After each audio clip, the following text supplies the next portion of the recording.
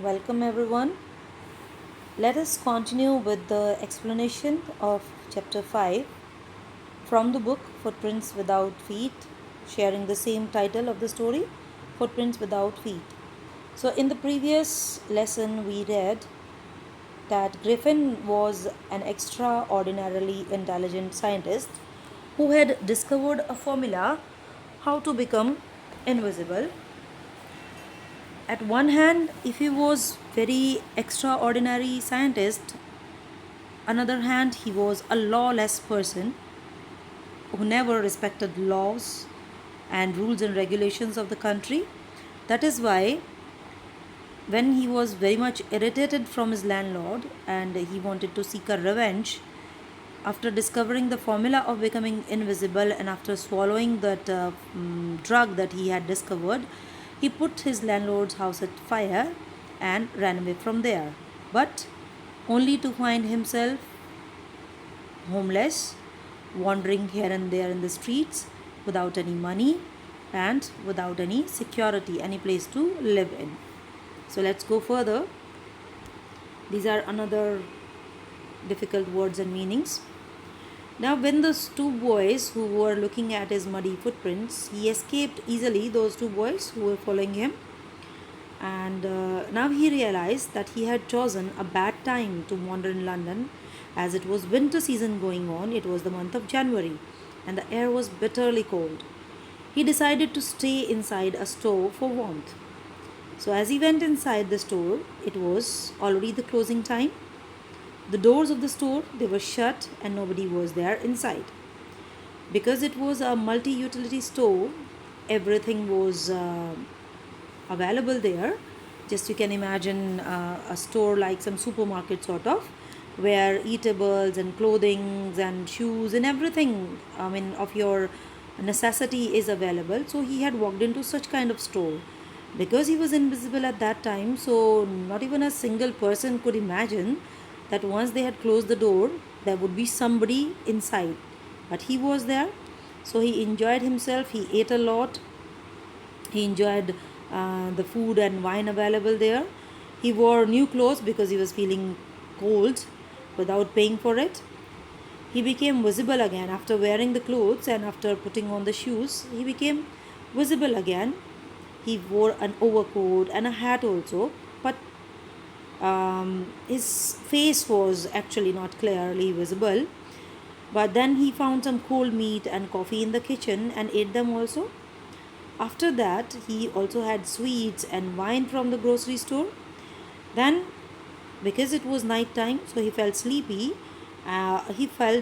Sleepy and he slept on the pile of a quilt. Some quilts were kept there and a pile was made, so he jumped on that pile and he slept there because he was feeling cozy inside. Next morning, he took a little while more in sleeping. In the meanwhile, the workers, the employees, they had already arrived in the store. When the assistants came and started approaching him, because that time he was visible, he was wearing on clothes and shoes and hat. So obviously, everybody would think there was a man inside. So when they saw him and they started approaching him in order to catch him, he became nervous and started running away. Then the assistants started chasing him as well. They also started running after him. He escaped only because he quickly removed his new clothes. So this was the only way out available with him. If he wanted to escape from being caught, he had to put off all his clothes, and he did the same, and he kept on running. While running away, he kept on removing his clothes. Then the assistants, they realized that the somebody whom they were chasing actually had vanished into the thin air. He escaped only because he quickly removed his new clothes. Again, he was invisible and naked without any money in the chill air of January. So, what he had done for himself, he had put himself in a big trouble. So, this is how, when he was running away from the store, he was removing one cloth after another in order to become invisible again. It was Griffin the scientist who had been working for a long time to see how to make the human body invisible. This we have already read, and I guess I have wrongly placed it, so let's leave it. This time, now, he thought what to do because he couldn't manage to live without clothes. So he decided to try the clothing of theatrical world. He thought to give himself some dramatic look, and when he was running away, he saw there was a shop which used to deal in all the kind of costumes which the people who worked as actors in dramas, etc., they used to take clothes and other essential items from there. So he thought that he would now try the clothing of the theatrical world, as he knew that he would surely find something there to cover his face also.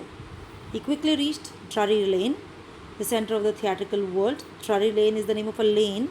Like there are so many special markets which deal in one kind of essential thing. So this Drury Lane in England was a place where most of theatrical shops were there, which dealt in the things and costumes related to the dramas. It was the center of the theatrical world as he was shivering with cold. He found a shop according to his needs and entered it. He came out wearing bandages around his forehead, false nose, side whiskers, and a hat. So, this is how he made up his face. He covered it with bandages and he put on a false nose, and then in place of the mustache, he placed some whiskers and a hat also, so as to give a look that it was a human face. Then, as he did not have any money, he attacked the shopkeeper because he was a lawless person and he did not find anything wrong in robbing another for his own benefit.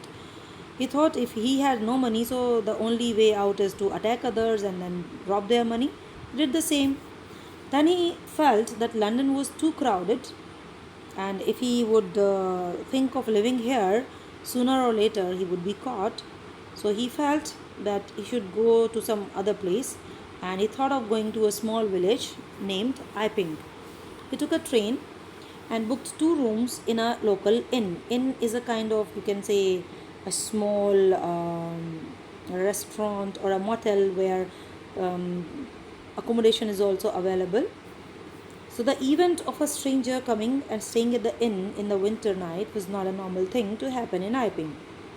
And everybody started talking about it also because Griffin looked very strange. Um, that place, Iping, usually people used to go during the summer season or the spring season in order to spend their vacation. I mean, coming of a tourist and that too in this winter season, that was first thing first very strange for the people of Iping. And moreover, his appearance was also very strange because he didn't look like a normal, ordinary person. So people started talking about him. The landlord of that inn where Griffin was staying, Mrs. Hall, her name was Mrs. Hall, she made a lot of efforts to be friendly with Griffin, but he didn't want to talk. Mrs. Hall, because only he was the only guest in that inn those days, so she thought why not to treat him nicely. She wanted to treat him well, so she tried to talk to him. She tried to converse with him, but Griffin was not at all interested in talking to anybody. He clearly told her that his reason for coming to Iping was for peace and quietness, and he did not wish to be disturbed in his work. He very bluntly and rudely told her that if he had come to that place, that was to find some peace and some quietness, so better nobody would talk to him. Also, he told her that an accident had affected his face, due to which he had to cover it because he had to now make up stories in order to tell people why his appearance was so strange. So you can imagine this kind of appearance he was having. Obviously, people would talk about him. These days, when we are wearing masks, so we look strange too. And he was way ahead, I guess, in thinking that this is going to happen some hundreds of years after. It's a joke, I'm telling you. So the landlord's wife, Mrs. Hall, she accepted that her new guest was a very strange person and didn't want to talk. So she thought that he was a strange scientist and was ready to excuse his temper and habits as long as she was getting money in advance. Then there came a time when Griffin ran short of money. Whatever money he had robbed from the shopkeeper while running away from London, it came to an end one day. He had no ready cash available for further payment at the inn, so he had to make an excuse. He pretended that he was waiting for a check which could arrive at any moment. When the lady who was running that inn at Iping, Mrs. Hall, when she asked for further money, Griffin said that right now he was waiting for a check which would come from his bank, and as soon as he receives the check, he would make the payment. Then something really strange happened. The clergyman and his wife were awakened by some noises in their study room. In that same very village, Iping, though it was a very small village, yet this kind of thefts they seldom took place. But that night, in the clergyman's house, clergyman, as I already have told you, is a clerk working in a church. So when he was sleeping, his wife was sleeping, they were awakened by some noises in their study room, as if somebody was searching for the drawers. The clergyman and his wife, they were awakened by some noises in their study room.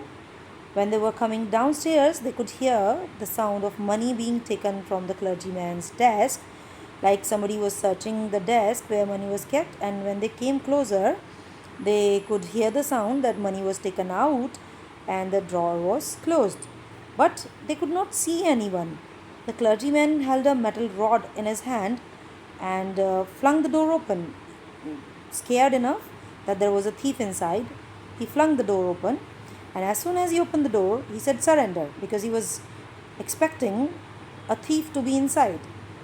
As he thought, he had caught the thief, but to his surprise, you can imagine that this sort of scenario might have been there. It was some invisible thief who was thieving from the clergyman's desk. And this is, you can, I guess, imagine Mrs. Hall, who is suspicious of Griffin's activities and Griffin's appearance. But Griffin is Griffin, he would not listen to anyone. And in the next chapter, we will take the explanation further, since it's a longer chapter. Thank you, everyone.